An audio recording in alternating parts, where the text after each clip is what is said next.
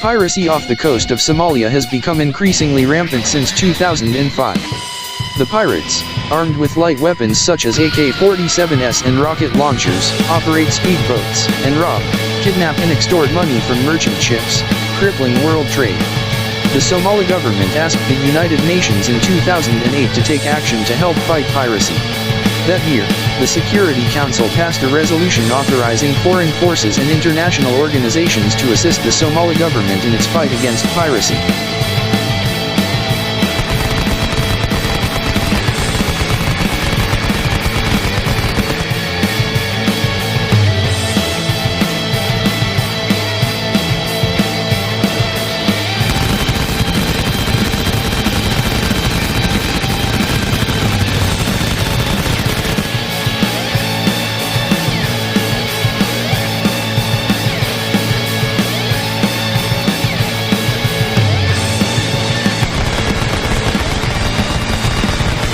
Since then, the European Union, India, China, and Iran have sent naval escorts off the coast of Somalia to combat piracy, with notable success.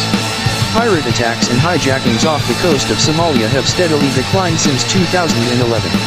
There have been no reports of successful ship hijackings for ransom since March 2017. In addition to the strong military pressure, one Japanese, Mr. Kiyoshi Kimura, also played a big role. He came up with the idea of commerce against pirates, which made him the first businessman in the world to hire Somali pirates to fish for tuna, and to great success. Kiyoshi Kimura is known as the Tuna King of Japan. Kiyoshi Kimura is the head of Kimura Corporation, which runs the Kiyoshi Kimura was born in 1952 in Noda City, Chiba Prefecture, Japan. When his father died when he was 4 years old, Kiyoshi Kimura, the eldest son, began working before school to ease his mother's burden. He went to farmers' homes in the village and helped them raise chickens and rabbits and sell eggs. He collects glass and plastic bottles for money. After school, he delivered newspapers and caddied at the golf course. Even so, Kiyoshi Kimura has always been one of the top students in school.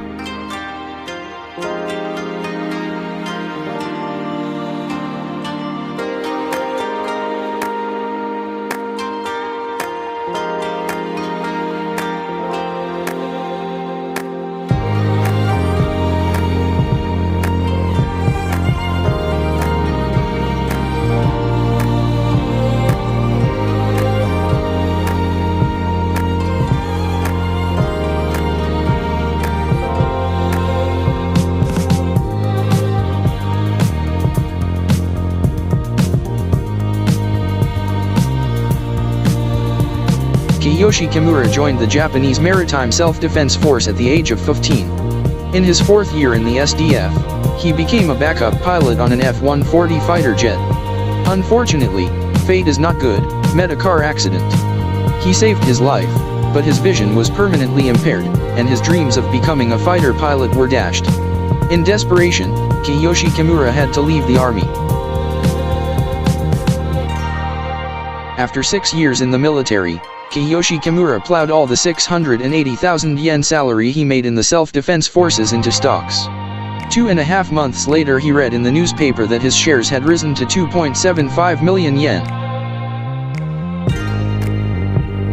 Later, Kiyoshi Kimura worked for an aquatic product company, and she got to know the fishery industry from there. There Kiyoshi Kimura used his business talents to help the company reduce waste and generate a lot of revenue.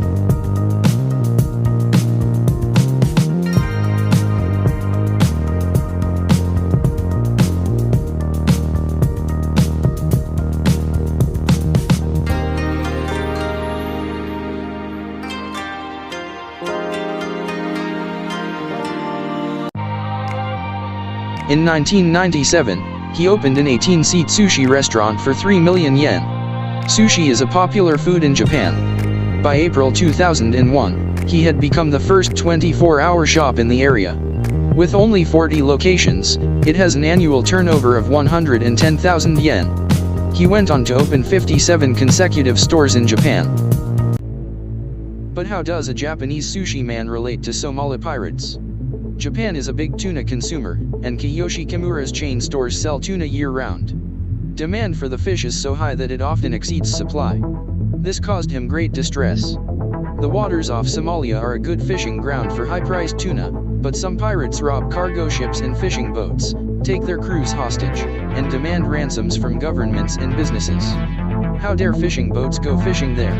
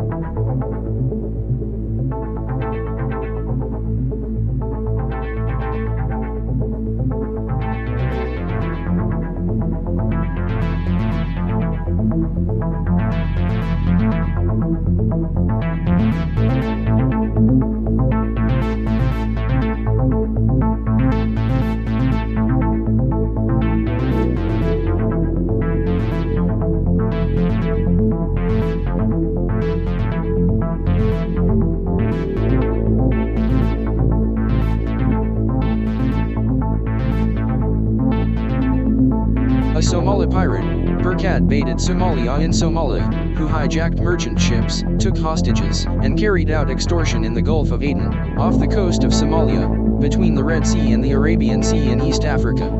Since the outbreak of the second phase of the Somali civil war in the early 21st century, local piracy has become rampant and seriously affected international shipping.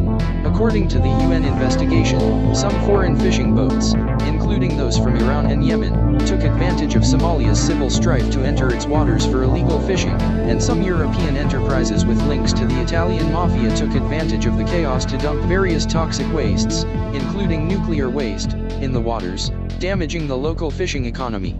Somalia's Coast Guard, crippled by years of civil war, is too weak to fend off foreign ships. The 2004 Indian Ocean tsunami wiped out the already weak economy of coastal Somalia. In response, some fishermen have begun organizing armed protection of the local fishery. According to a 2009 survey by World Here News, 70% of Somali coastal residents strongly agree that piracy protects local waters as a form of national defense.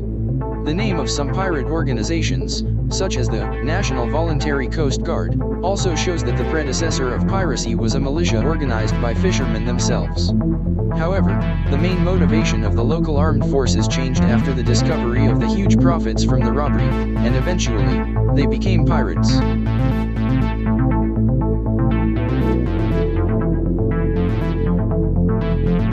In 2007, the Taiwanese cargo ship, the Qingfenghua, was hijacked by Somali pirates. When the ransom did not meet the pirates' demands, they fired several shots at one of the crew members to put pressure on the shipping company. Negotiations took 202 days, and Taiwan paid a $150,000 ransom for the crew's release. Unfortunately, crew members who were shot during this period were killed. In 2008, an arms ship loaded with ammunition and 33 tanks was hijacked in Ukraine. The Somali pirates are demanding $35 million. After many wrangles, Ukraine finally redeemed the ship for $5 million. In 2008, the Sirius Star, then one of the world's largest oil tankers, was hijacked 6 months after it was launched. The tanker is the size of 3 USS Nimitz aircraft carriers and carries 2 million barrels of oil worth more than $200 million. In the end, Saudi Arabia had to pay a ransom of $3 million. For safety, countries send navies to escort their freighters. Japan's Maritime Self-Defense Force also sent warships in 2011. As it happens, the captain is one of the soldiers Kiyoshi Kimura trained when he was in the self-defense forces. The captain asked Kiyoshi Kimura, "Is there anything you can do to kill the pirates?" Kiyoshi Kimura replied, "My sushi restaurant needs a lot of tuna. Tuna is abundant off the coast of Somalia and East Africa.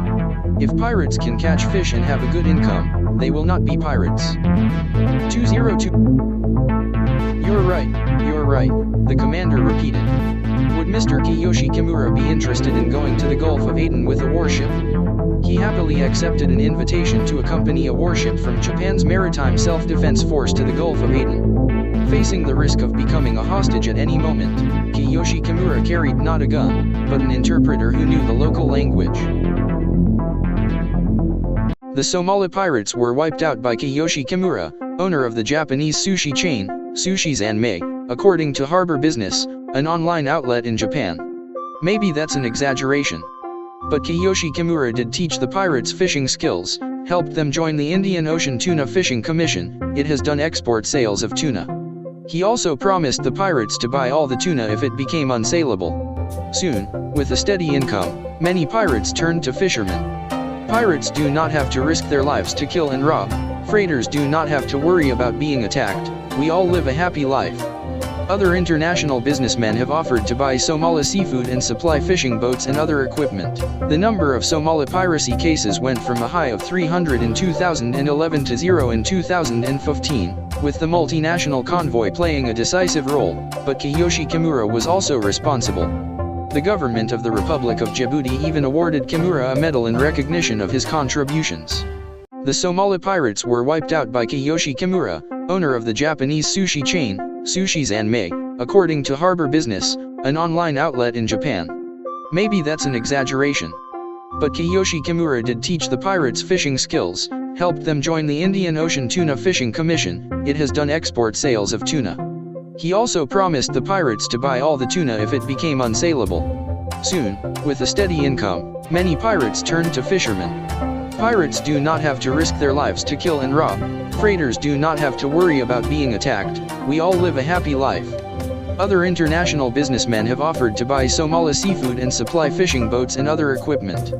The number of Somali piracy cases went from a high of 300 in 2011 to 0 in 2015, with the multinational convoy playing a decisive role, but Kiyoshi Kimura was also responsible. The government of the Republic of Djibouti even awarded Kimura a medal in recognition of his contributions.